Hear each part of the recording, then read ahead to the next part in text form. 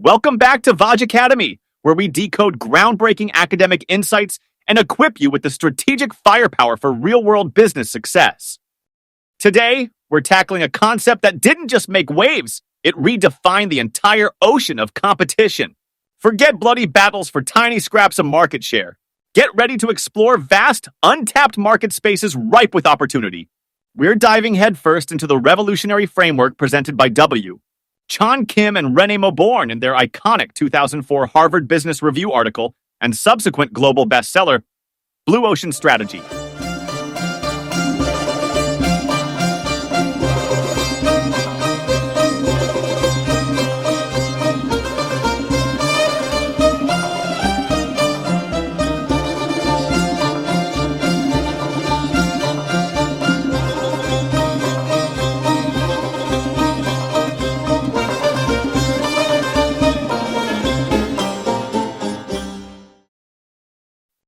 Think about most industries today. What do you see? Fierce rivals locked in mortal combat, desperately trying to outperform each other on the same factors, chasing the same customers. Prices get slashed, margins evaporate, products become commodities, and the water turns red with the blood of competition. Kim and Mauborgne call these red oceans. It's the familiar, crowded, often brutal reality of existing market space. But what if there was another way? What if instead of fighting over shrinking territory, you could create entirely new market space, untouched by competitors? What if you could make the competition simply irrelevant? That's the electrifying promise of Blue Ocean Strategy. To grasp the power of this idea, let's look at the stunning example Kim and Mauborgne use, Cirque du Soleil. Picture the circus industry in the late 20th century. It was dying, seriously, facing a long-term decline, battling alternative entertainment like TV, video games, and sports. Its core audience, children, were losing interest. Animal rights concerns were rising, putting pressure on traditional animal acts. Star performers demanded high salaries, driving up costs. Existing circuses like Ringling Brothers were stuck benchmarking each other, trying to grab a bigger slice of a shrinking pie by tweaking the same old formula. Maybe getting slightly funnier clowns or more daring lion tamers. Costs went up, revenues didn't, demand spiraled downwards. It was a classic bloody red ocean. Entering this industry seemed like strategic suicide. Yet Cirque du Soleil, founded in 1984 by street performers, didn't just survive. It achieved revenues in 20 years that took the industry leader over a century to reach. How? Their tagline revealed the secret. We reinvent the circus. Cirque didn't try to beat Ringling Brothers at its own game. It didn't focus on stealing existing circus customers. Instead, it created uncontested market space. It fundamentally redefined what a circus could be, attracting a whole new group of customers, adults and corporate clients who typically went to the theater, opera, or ballet. These customers were willing to pay significantly higher prices for a unique, sophisticated entertainment experience. Cirque created a blue ocean.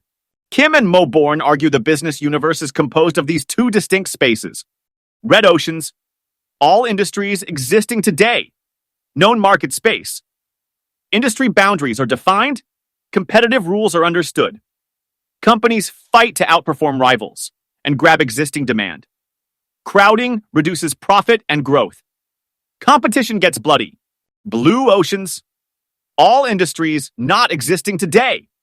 Unknown market space, untainted by competition. Demand is created rather than fought over.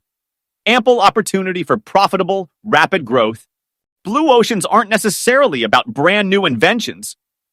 While sometimes completely new industries emerge, like eBay's online auctions, most blue oceans are created from within red oceans, when a company alters the boundaries of an existing industry. This is exactly what Cirque did, blending elements of circus and theater to create something entirely new. Despite the allure of blue oceans, Kim and Mauborgne's research showed a startling imbalance. In a study of 108 companies, 86% of new business launches were mere line extensions, incremental improvements within the red ocean. These accounted for 62% of revenues, but only 39% of profits. In contrast, the mere 14% of launches aimed at creating new markets, Blue oceans delivered 38% of revenues and a whopping 61% of total profits. So why the red ocean fixation? Partly, it's the legacy of military strategy influencing business thinking. Strategy language is full of headquarters, troops, front lines, beating the enemy. It's about fighting over limited territory. Blue ocean strategy, conversely, is about creating new territory where there is no enemy. Oh, the rise of fierce global competition, like Japanese companies in the 70s, 80s, further cemented this focus. Competitive advantage became the mantra, outperforming rivals within existing market space. Competition matters, of course, but focusing solely on it means ignoring the far more lucrative potential of finding, developing, exploiting, and protecting blue oceans. So, what's the strategic logic behind creating these blue oceans? It's not primarily about technological breakthroughs, though tech can play a role. It's about a concept Kim and Mauborgne call value innovation. This is the cornerstone of blue ocean strategy. It rejects the fundamental trade-off accepted in conventional strategy. The idea that companies must choose between offering greater value, differentiation, at a higher cost, or reasonable value at a lower cost. Value innovation is about pursuing differentiation and low cost simultaneously. It's about asking, how can we offer buyers a leap in value while simultaneously reducing our cost structure? It's about aligning the whole system of utility, price, and cost activities. When achieved, you create a win-win. Immense value for buyers and for the company. Let's revisit Cirque to see value innovation in action. Instead of just trying to be a better circus, they redefined the problem. They asked, what elements of the traditional circus could be changed to appeal to theatergoers while also cutting costs? This involved 4 key actions. 1. Eliminate. Which factors that the industry takes for granted should be eliminated? Cirque eliminated expensive and increasingly controversial animal acts. They eliminated star performers who commanded high salaries but weren't seen as true stars by the public anymore. They eliminated confusing 3-ring shows. They eliminated pricey aisle concessions that annoyed parents. 2. Reduce. Which factors should be reduced well below the industry standard? Cirque reduced the role of traditional clowns and acrobats, shifting away from pure slapstick or daredevilry towards more artistic, elegant performances integrated into a theme. 3. Raise. Which factors should be raised well above the industry standard? Cirque raised the uniqueness of the venue. They glamorized the iconic circus tent, making it comfortable and luxurious, capturing the magic often lost in rented arenas. They raised the level of artistic sophistication and intellectual engagement far beyond traditional circuses. 4. Create. Which factors should be created that the industry has never offered? Cirque created themes and storylines for each production, bringing a theatrical narrative structure. They created multiple productions, running simultaneously, like Broadway, encouraging repeat visits. They created original musical scores that drove the performance. Unlike traditional circus music, they created elements of dance and abstract artistry borrowed from theater and ballet. By eliminating and reducing costly, less valued elements, Cirque drastically lowered its cost structure compared to traditional circuses. By raising and creating elements valued by adult, theater-going audiences, they achieved unprecedented differentiation. Differentiation and low cost. That's value innovation. That's the engine of blue ocean strategy. Cirque didn't just tweak the circus, it reconstructed elements from both circus and theater to create something entirely new and immensely valuable in an uncontested space. This implies a fundamental mindset shift. Red ocean strategy operates from a structuralist view, assuming industry structure is fixed and companies must adapt to it. Blue ocean strategy embraces a reconstructionist view, believing market boundaries and industry structures can be reshaped by the actions and beliefs of the players. Cirque didn't accept the circus industry's limitations, they reconstructed them. This isn't a one-off phenomenon. Kim and Mauborgne show this pattern repeats across industries and eras. Consider Henry Ford and the Model T. In the early 1900s, the auto industry was a red ocean of over 500 automakers building expensive, unreliable luxury cars for the rich. Cars were unpopular, seen as symbols of arrogance. The real competition for everyday transport was the horse-drawn carriage, reliable, capable on bad roads, easy to maintain. Ford didn't try to build a slightly better luxury car. He applied value innovation. Eliminate customization, variety. Model T came only in black. Reduce optional extras, complexity. Raise reliability, durability, ease of use and repair, designed for bad roads. Create affordability, priced against carriages, not cars, everyday utility. He targeted non-customers, the great multitude, who used carriages.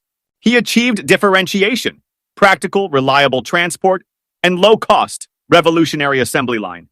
He didn't just compete in the auto industry, he reconstructed the boundaries between cars and carriages, creating a vast blue ocean. Sales exploded, market share soared, and America became a nation of car owners.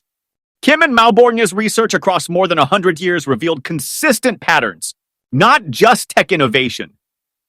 Blue oceans often use existing technologies, reapplied or simplified to deliver value, like Ford's assembly line or Cirque's theatrical elements.